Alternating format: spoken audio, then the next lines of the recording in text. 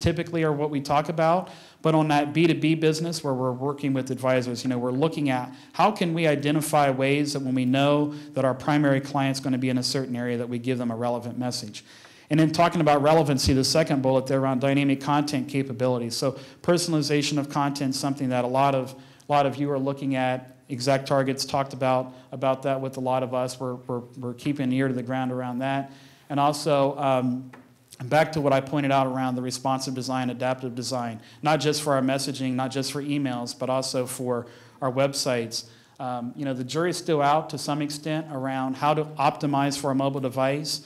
As Mark was pointing out, you saw the fragmentation slide, right? I don't know how many boxes were on that slide, but if I had to take a guess, I'd say 400 to 500 boxes are on that slide. And that's just Android. That's not BlackBerry. That's not Windows.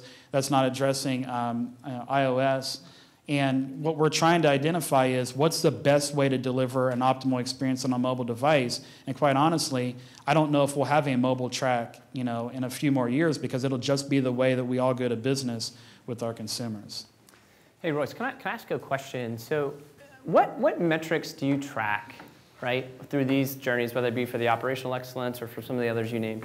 And how do you use the data and the metrics that you're gathering to inform the journey? What do you do with that data to make it more optimized? So how do we track, or what? Both. So what are some key metrics that you care about, and then how do you apply the insights that you're gathering from those tracking mechanisms to make your journeys better? Well, let's face it, we work at a financial services company, so the metrics that we look at are the ones that make the most dollars and cents, right? So the example I gave around our service center, if we can actually show a reduction in calls, there's actually a hard dollar figure that I can apply to the SMS channel that actually says, look, it's not just that people have adopted it and they're using it, but I can actually show you that we would have